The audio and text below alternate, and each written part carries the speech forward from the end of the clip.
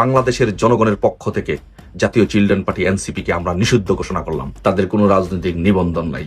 এই নিষিদ্ধ এনসিপি বাংলাদেশে রাজনীতি করার কোনো অধিকার নেই। বাংলাদেশ আওয়ামী লীগ বাংলাদেশে রাজনীতি করবে, বাংলাদেশ আওয়ামী লীগ বাংলাদেশের নেতৃত্ব দিবে, বাংলাদেশ আওয়ামী লীগ আছে থাকবে। এত অল্প সময়ে কেন এনসিপির অনুষ্ঠানে মানুষের উপস্থিতি ছিল না?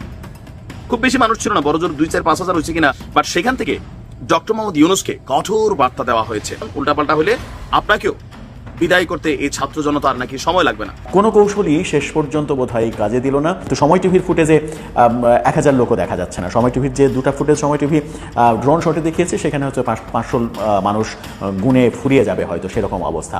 এনসিপি ডাক দিয়েছে বিক্ষোভ সমাবেশে আওয়ামী লীগ নিষিদ্ধের দাবিতে। সবচেয়ে মজার ব্যাপার হচ্ছে তারা যে জনগণকে বিনোদন দিবে সেটা দেখার জন্য কিন্তু জনগণ যায়নি। এরা যে জাতীয় বাটপার, জাতীয় বিনোদন পার্টি, সকলে বুঝে গিয়েছে। আওয়ামী লীগের প্রতি মানুষের দীর্ঘদিনের যে ক্ষোভ ছিল, দীর্ঘদিনের যে একটি রাগ ছিল, সেই রাগ কিন্তু এখন আর মানুষের মধ্যে কাজ করছে না। এই যে আওয়ামী লীগের জনপ্রিয়তা, এই আওয়ামী লীগের জনপ্রিয়তা দেখে এক শ্রেণীর মানুষ বর্তমানে এমনভাবে রাজনৈতিক একটি সিদ্ধান্ত নেওয়া শুরু করেছে যাতে করে বাংলাদেশ আওয়ামী লীগ যেন কোনোভাবে নির্বাচনে অংশগ্রহণ করতে না পারে। এই সরকার জাতিসংঘকে ঢাল করে এগোচ্ছে। এখন এসে আরো একটি নতুন কাজ জাতিসংঘকে দিয়ে করানো হচ্ছে, মোটামুটি একটা মোক্ষম অস্ত্র প্রয়োগ করে। আসসালামু আলাইকুম এভরিওয়ান, কি অবস্থা সবার? আশা করছি সবাই ভালো এবং সুস্থ আছেন। প্রতিদিনের মতো আমি ফারুকি ইউটিউব চ্যানেলের পক্ষ থেকে সোহাইব আপনাদের সাথে আছি। আপনারা ইতিমধ্যে ভিডিওর কিছু টাইটেল এবং থাম্বনেল এবং কিছু অংশবিশেষ দেখে জানতে পেরে গিয়েছেন ভিডিওটা কতটুকু গুরুত্বপূর্ণ হতে যাচ্ছে। আপনারা সম্পূর্ণ পুরো ভিডিওটি দেখলে বুঝতে পারবেন ভিডিওটা আরও কতটা তথ্যবহুল এবং গুরুত্বপূর্ণ। সো আশা করবো এক মুহূর্ত না টেলে সম্পূর্ণ পুরো ভিডিওটি আপনারা দেখবেন।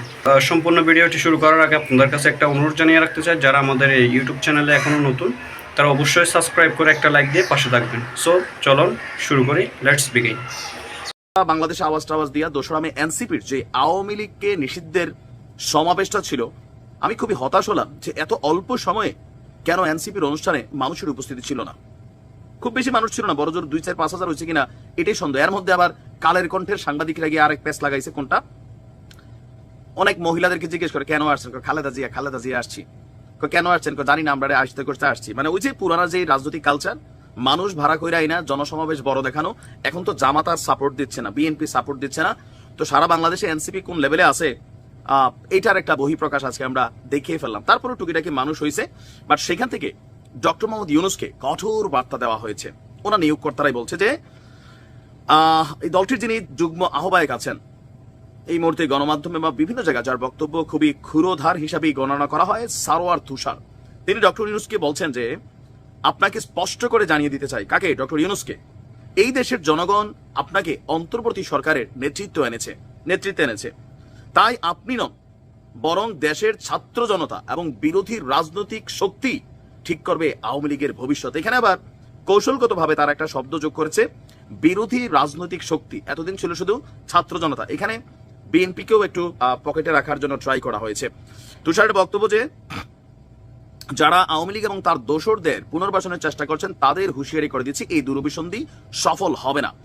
এদেশের রাজপথ এনসিপি ছাত্র জনতা 2024 অভ্যুত্থানের দখলে থাকবে। আওয়ামী লীগকে যদি রাজনীতিতে ফিরিয়ে আনতে হয় তাহলে সেটা হবে আমাদের লাশের উপর দিয়ে।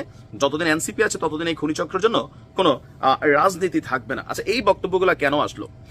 যখন ডক্টর মোহাম্মদ ইউনূস বললেন যে আওয়ামী লীগ নির্বাচনে আসবে কিনা এই সিদ্ধান্ত আগে আওয়ামী লীগকে নিতে হবে, তার মানে সরকারের পক্ষ থেকে কোনো বাধা নেই। রাজনৈতিকভাবে তার আওয়ামী লীগ নির্বাচনে আসুক, ঘুরে পেছে, অনেকে চাচ্ছে আবার অনেকে চাচ্ছে না, কিন্তু আওয়ামী লীগকে নিষিদ্ধের যে সিদ্ধান্তটা বা সিস্টেমটা, এটাতে কেউ হাত দিচ্ছেন। আবার অনেকে বলছেন যে নাহিদ আপনি তো ক্ষমতায় ছিলেন, তো আপনি যতদিন সরকারে ছিলেন কি করছেন বৈশা, মানে কোন তথ্য মন্ত্রণালয় থেকে কি করছেন, আপনার ভূমিকাটা কি ছিল, বা আপনার বন্ধুরা কি করছে? আবার সার্জিস হাসনাতকে কেউ কেউ বলছে আপনারা তো আওয়ামী লীগ নিষিদ্ধের রিটটা করছিলেন, কইরা 24 ঘন্টার মধ্যে আবার রিট তুলে নিলেন কেন ভাই? আপনারা এখন গলা ছিঁড়ে ফেলতেছেন ডক্টর মোহাম্মদ ইউনূসকে দিয়েই এই কাজটা করানোর জন্য। তো উনি এটা কিভাবে করবে? এটা আইন আদালতের বিষয়, এটা এতটা সোজা না, বাট বিষয়টা অনেক জটিলতর একটা প্রক্রিয়া, যার কারণে হয়তোবা আপনি আসিফ নজরুল ইসলাম দেখেন, ডক্টর মোহাম্মদ ইউনূস দেখেন, সবার কথাবার্তা একই অবস্থায় যে আওয়ামী লীগকে সিদ্ধান্ত নিতে হবে। এখন ডক্টর মোহাম্মদ ইউনূসের জন্য খুবই খারাপ সময় আবার আসতেও পারে, মান সম্মান আল্লাহর হাতে। যে নমুনা বক্তব্যের আওয়াজ সিস্টেম, কখন যে আবার ডক্টর ইউনূসের বিরুদ্ধে মাঠে নেমে যায় এরা, সেটাও একটা বিষয়। আজকে বাংলাদেশে দেখলাম ঢাকায় ন্যাশনাল চিলড্রেন পার্টি এনসিপি তারা সমাবেশ করেছে যে বাংলাদেশ আওয়ামী লীগের রাজনীতি নিষিদ্ধ করতে হবে। তো তো ছোটবেলা বাবা বলতো, সবসময় বলতো যে একটা কথা বলতো বাবায়, যে বাপ দাদার নাম নাই সানমোল্লার বিয়াই। তো আজকে একই অবস্থা হয়েছে, যে দলটির কোনো রাজনৈতিক, যে দলটির কোনো নিবন্ধন নাই, যারা একটি নিবন্ধিত এবং রাজনৈতিক দল না, সেই দল বাংলাদেশের স্বাধীনতা সংগ্রামের নেতৃত্ব দানকারী দল বাংলাদেশে আওয়ামী লীগের রাজনীতি নিষিদ্ধ চায়। এটা হচ্ছে বাপ দাদার নাম নাই সানমোল্লার বিয়াই।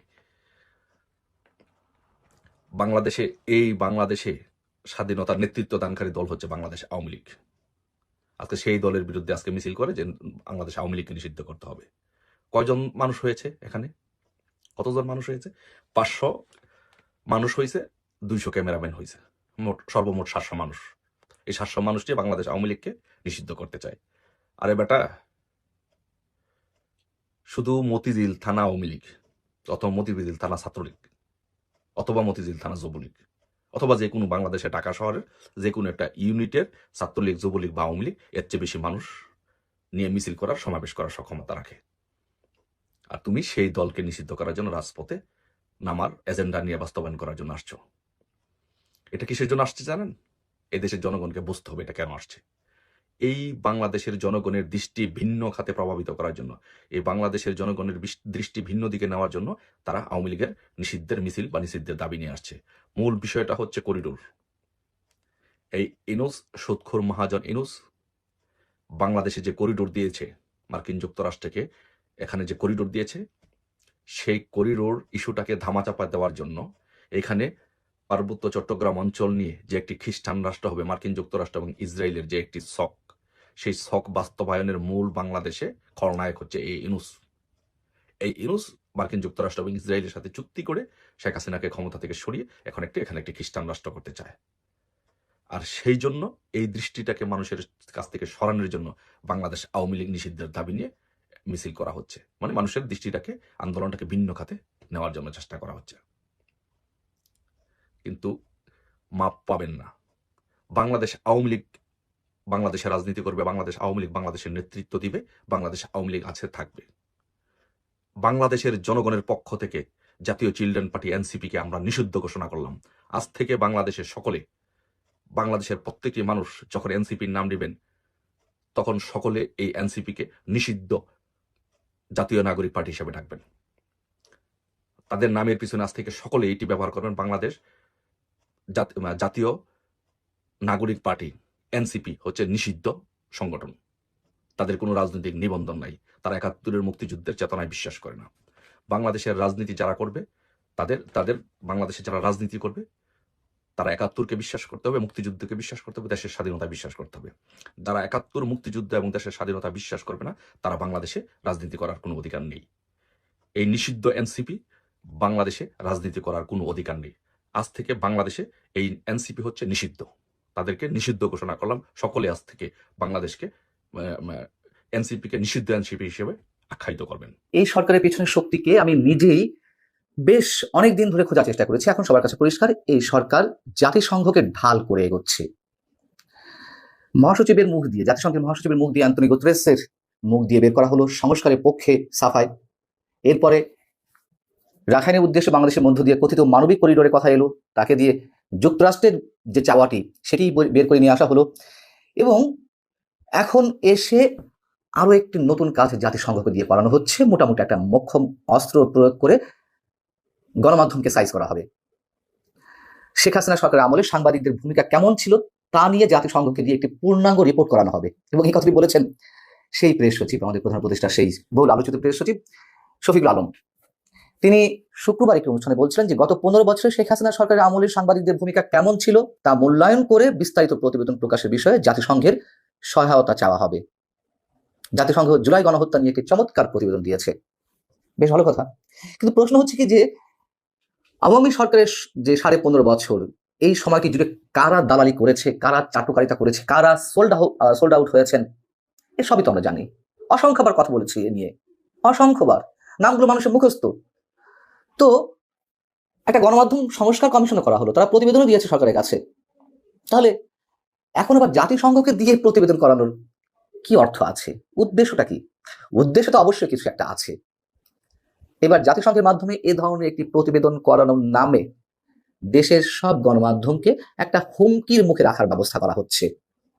যে কোনো সময় বন্ধ করে দেওয়া করা হতে পারে, যে কোনো সময় সাইজ করা হতে পারে, এবং করা হোক আর না করা হোক এই প্রতিবেদনটি গণমাধ্যমগুলো তো একটা হুমকির মুখে থাকবেই, ভয়ের মুখে থাকবেই। এবং যার ক্ষেত্র থেকে বর্তমান সরকারের প্রতি গণমাধ্যমগুলোর যে ভয়ঙ্কর আনুগত্য প্রকাশের চিত্র আমরা দেখছি, সেলফ সেন্সরশিপের একটা নগ্ন চিত্র আমরা নতুন করে দেখছি, এগুলো সবই যদিও আওয়ামী লীগ সরকারের সময় ছিল, এখন নতুন আকার ধারণ করেছে, সেই বিষয়ে আসছি। প্রেস সচিব বলেছেন যে জাতিসংঘকে অনুরোধ করা হবে বিশেষজ্ঞ একটি প্যানেল করে গত 15 বছরের 3টি নির্বাচন, আইসিটির রায়ে ফাঁসি, মাওলানা সাইদির মামলার রায়ের পর সারা দেশে সংঘটিত ঘটনায় প্রাণহানি, শাপলা চত্বর ট্র্যাজেডি সহ সব বড় বড় ঘটনাগুলোতে কেমন সাংবাদিকতা হয়েছে, সাংবাদিকদের ভূমিকা কেমন ছিল তা অনুসন্ধান করে বিস্তারিত প্রতিবেদন প্রকাশ করতে। স্বীকার করে নিচ্ছি যে এই ঘটনাগুলোর কথা উল্লেখ করা হয়েছে সেগুলোকে কেন্দ্র করে প্রকৃত সাংবাদিকতা আমাদের এখানে হয়নি, এটি বাস্তবতা। কিন্তু কথা হচ্ছে যে জুলাই গণহত্যা নিয়ে যে রিপোর্টটি জাতিসংঘ দিয়েছে, যেটির এক্সাম্পল শফিকুল আলম ওই অনুষ্ঠানে তুলে ধরেছেন, তারপর থেকে জাতিসংঘকে সরকার যে হাত করে নিয়েছে, বা তার আগে থেকে, এটি তো স্পষ্ট। আমরা জানি যে জাতিসংঘের দাবি ছিল যে 2024 সেপ্টেম্বর পর্যন্ত গণহত্যার একটি রিপোর্ট তারা তৈরি করবে। কিন্তু যতদূর জানি, যদি ভুল না হয়ে থাকে, সরকারের পক্ষ থেকে বলা হলো যে না, এটি 5 আগস্ট পর্যন্ত করতে হবে। অনেকদিন দরবার পরে জাতিসংঘ 15 আগস্ট পর্যন্ত তদন্ত রিপোর্ট দিল, এবং এই রিপোর্টে যে প্রভাব বিস্তার করা হয়েছে, এবং এখানেও যে মার্কিন খেলা থাকতে পারে, অস্বাভাবিক কিছু নয়। 15 আগস্ট পর্যন্ত তারা কত মানুষ নিহত হয়েছেন পরিসংখ্যানটি কি দিল? 1400 মানুষ। কিন্তু তারা কিন্তু আলাদা করে দেখায়নি যে 5 আগস্টের আগের সময় এবং 5 আগস্টের পরে 15 আগস্ট পর্যন্ত। অবশ্যই তো দুটি পর্ব, তাই না? 5 আগস্টের পর তো আর শেখ হাসিনা ছিলেন না। তাহলে এই 1400 মানুষের মধ্যে কতজন 5 আগস্টের আগে নিহত হয়েছেন আর পরে কতজন নিহত হয়েছেন, এটি কেন আলাদা করে দেওয়া হলো না? এবং এই যে 15 আগস্ট পর্যন্ত 1400 মানুষ নিহত হয়েছেন, এটিকেই সরকার লুফে নিয়েছে এবং ওইভাবেই তোতা পাখির মতো আওড়াতে থাকে যে